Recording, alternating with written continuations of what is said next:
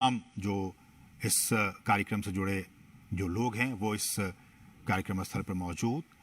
और ये देखिए, प्रधानमंत्री उन तमाम 8 चीतों को, उनके क्रेट्स को अब ये खोल दिया गया। और ये देखिए, पहला चीता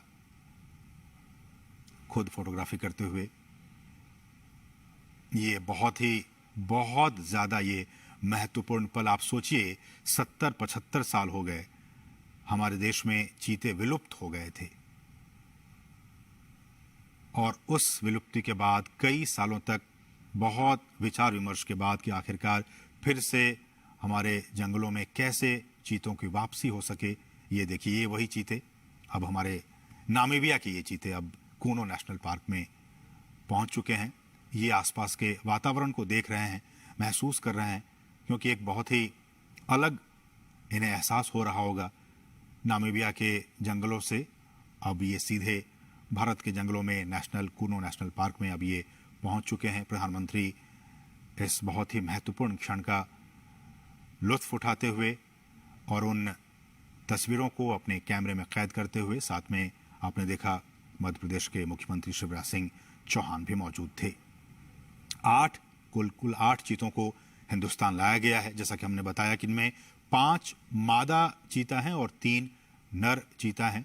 इन 8 चीतों को आपने देखा, प्रधानमंत्री ने विशेष जो क्रेट्स थे उन क्रेट्स को खोल दिया गया, और फिर वो सभी 8 चीते अब मुक्त हो चुके हैं। लेकिन ये अभी जंगलों में नहीं जाएंगे।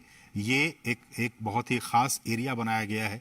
उन्हीं खास एरिया में अभी ये 1 महीने तक रहेंगे, और उसके बाद फिर इनकी लगातार मॉनिटरिंग की जा रही है। मॉनिटरिंग की जाएगी। आप देख सकते हैं इन चीतों के जो गर्दन है उस पर एक कॉलर, जो जीपीएस टैग है वो लगा हुआ है, ताकि इनकी मॉनिटरिंग की जा सके। और मैं उसी पर लौट भी रहा था कि सभी चीतों के गर्दन पर उनके नाम या फिर कोड के हिसाब से सैटेलाइट या फिर जीपीएस VHF कॉलर्स लगा दिए गए हैं।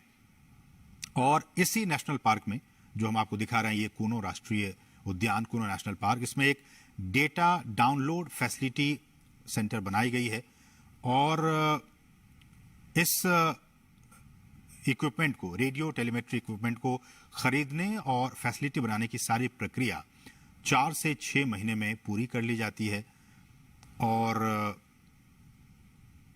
ये जो आप देख रहे हैं इनके गर्दन में, इनको वहीं पे, इन चीतों को लाने से पहले ही इनको नामीबिया पहुंचा दिया गया था। और फिर इन्हें ये तमाम जो कॉलर हैं, RF ये कॉलर, इनको लगाकर ही इन्हें लाया गया है। रेडियो कॉलर है इन्हें, और ताकि इनकी जो ट्रैकिंग है, इनकी निगरानी वो हो सके रेडियो कॉलर के जरिए। और फिर इन्हें हम जैसे कि बता रहे हैं कि इनको आइसोलेशन में रखा जाएगा, और फिर इन्हें जंगलों में मुक्त किया जाएगा। तो ये कुछ अहम बातें हमने आपको बताई कि किस तरह से वहाँ पे इन्हें पकड़ा गया, और फिर उनके बाद उनको जो तमाम रूल्स एंड रेगुलेशंस हैं उनके जरिए इन 8 चीतों को भारत लाया गया है। 70 साल पहले हमारे देश में बहुत सारी चीते हुआ करते थे, लेकिन किन्हीं ना किन्हीं वजहों से वो सारे विलुप्त होते चले गए। कुछ अवैध शिकारियों के शिकार बन गए। एक भी हमारे देश में चीता नहीं बचा। लेकिन सरकार लगातार कई सालों से प्रयास कर रही थी कि हम जो है वो इन चीतों को वापस से एक बार फिर से लाएं, चूंकि पारिस्थितिकी तंत्र भारत का भी बहुत बेहतर है। और जैसे कि हमने कहा कि नामीबिया के जो वैज्ञानिक थे वो महीनों तक यहाँ पे आते रहे, जाते रहे, और यहाँ का जो भूवैज्ञानिक स्थिति है, यहाँ की जो जलवायु है, उनका उन्होंने अध्ययन किया। और अध्ययन करने के बाद ही वो इस नतीजे पर पहुंचे कि इन तमाम चीतों को मध्य प्रदेश में जो कूनो नेशनल पार्क है, वहाँ की जो स्थिति है, परिस्थिति है, जलवायु है, उसके हिसाब से छोड़ना ज़्यादा उचित होगा। तो उसके बाद ही ये फैसला लिया गया। और हमने आपको बताया कि इन तमाम चीतों के गर्दन में रेडियो कॉलर लगे हुए हैं, ताकि इनकी मॉनिटरिंग की जा सके। और विशेष हमने बताया कि आपको चिनूक हेलीकॉप्टर के जरिए इनको यहाँ पे लाया गया। और प्रधानमंत्री मोदी, आप देख सकते हैं, इनको विशेष जो क्रेट्स थे उनको खोलकर, और प्रधानमंत्री ने इनको खुद वहाँ मुक्त किया। वो वहाँ पे अब विचरण कर रहे हैं। जो चीता प्रोजेक्ट है, अगर मैं इसकी बात करूं, ये भी बहुत महत्वपूर्ण है आपके लिए जानना कि किस तरह से भारत में चीतों को एक बार फिर से बसाने की यहाँ पे कार्य योजना बनाई गई। और इस योजना के तहत 5 साल में देश के कई नेशनल पार्क में ऐसी उम्मीद की जा रही है, जो हमारे वैज्ञानिक हैं, जीव वैज्ञानिक हैं, उनकी तरफ से ये कहा जा रहा है कि अगर ये ट्रांसलोकेशन और यहाँ पे ये सारी चीज़ें सही अनुमान के मुताबिक, प्लानिंग के हिसाब से सब कुछ ठीक रहा, तो आने वाले 5 से 10 साल में इनके जरिए और भी जो बच्चे होंगे उनको ऐसे उम्मीद की जा रही है कि 40 से 50 चीते पैदा होंगे और फिर उनको देश के अलग अलग नेशनल पार्क में फिर उन्हें बसाया जाएगा। बहुत ही महत्वपूर्ण। अभी तो सिर्फ ये 8 चीते कूनो नेशनल पार्क में आए हैं, लेकिन इन के बाद इनकी जब आबादी बढ़ेगी, ऐसी उम्मीद की जा रही है कि 40 से 50 के तादाद में इनकी आबादी होगी आने वाले 5 सालों में। तो उसके बाद इनको फिर देश के अलग अलग नेशनल पार्क में फिर इन चीतों को बसाने का काम किया जाएगा। और इस कार्य योजना के जरिए, जैसा कि हम कह रहे हैं कि भारत एक बार फिर दुनिया के सबसे तेज रफ्तार वाले जानवर चीता का घर अब बनने जा रहा है। और भारत सरकार ने चीतों को फिर से देश के जंगलों में लाने का काम किया है, बहुत ही महत्वपूर्ण काम किया है। और प्रधानमंत्री, जैसा कि आप देख सकते हैं, कितने उत्साहित हैं, खुद कैमरे के जरिए उन तस्वीरों को कैद करने की कोशिश कर रहे हैं। प्रधानमंत्री खुद भी चीतों को देश में लाने और इसे बसाने में निजी, बिल्कुल पर्सनल लेवल पे निजी रुचि दिखा रहे थे। और उसी का नतीजा है कि आज ये 8 चीते अब हिंदुस्तान की सरजमी पर पहुंच चुके हैं। ये हम आपको बताएं, चीता आपने भी देखा होगा तमाम टेलीविजनों के जरिए, नेशनल ज्योग्राफिक पे, एनिमल प्लैनेट चैनल पे, कि किस तरह से ये जंगलों में रहता है। और ये एक मांसाहारी जानवर होता है। भारत से इसका लगभग 70-75 साल पहले खात्मा हो गया था। और कहा जाता है कि अवैध शिकार जो रहा, वो एक बहुत अहम वजह रहा इनके एक्सटिंक्ट होने के, इनके विलुप्त होने के।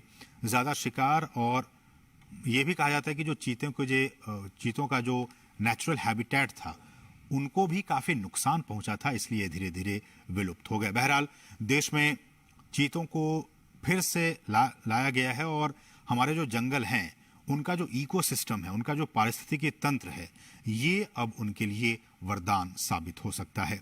जैसा कि हम सभी जानते हैं कि ये जो जानवर है, ये जो चीता है, वो खुले मैदानों में रहते हैं। उनका आवास मुख्य रूप से वहीं होता है जहां उनके लिए शिकार अच्छी खासी तादाद में मौजूद होते हैं।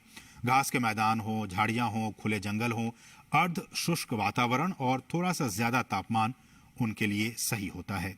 तो थोड़ा ज़्यादा तापमान हो, हम जानते हैं कि मध्य प्रदेश का ये इलाका ज़्यादा तापमान इनका रहता है यहाँ पे 12 महीने। इसलिए भी हमारे जो वैज्ञानिक हैं, उन्होंने कहा कि ये काफ़ी उचित होगा यहाँ पे इन्हें रखना। घास के मैदान हैं, झाड़ियाँ हैं, खुले जंगल हैं, ये तमाम चीज़ें इनके अनुकूल हैं इनको यहाँ पे रखने के लिए, इसलिए यहाँ पे इन्हें लाया गया। चीतों को बचाने के लिए उनके शिकार करने के आधार, उनको हमें बचाने की ज़रूरत है।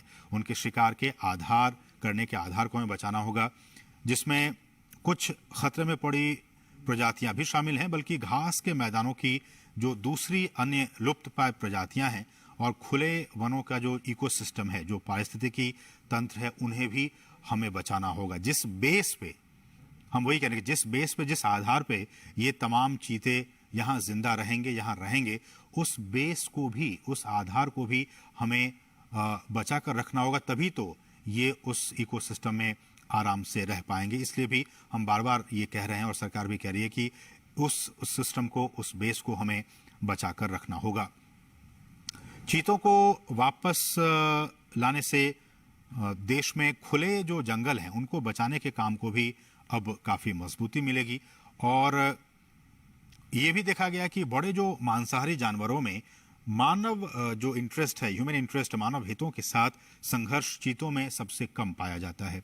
दूसरे जो ऐसे वाइल्ड एनिमल्स होते हैं, उनके साथ मैन एनिमल कॉन्फ्लिक्ट होते रहते हैं, अक्सर होते रहते हैं, लेकिन चीतों के साथ ऐसा नहीं है।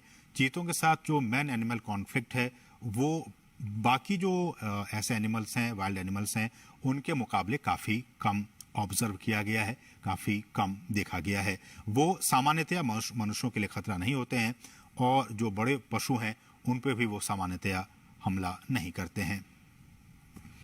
और wild life trust of India ने इसकी शुरुआत की थी कि किस तरह से इसको लाया जाए, और दुनिया भर के विशेषज्ञों, पर्यावरण, वन और जलवायु परिवर्तन मंत्रालय सहित भारत सरकार के कई अधिकारियों, राज्य सरकार के अधिकारियों ने इसके लिए कई दौर की बैठकें की। भारत सरकार के अधिकारी, मध्य प्रदेश सरकार के अधिकारी, वन विभाग के अधिकारी, नामीबिया से जुड़े अधिकारी, इन तमाम अधिकारियों की कई महीनों से लगातार बैठकें हो रही थी ताकि ये सारा जो काम है वो बहुत ही इजी वे में हो सके।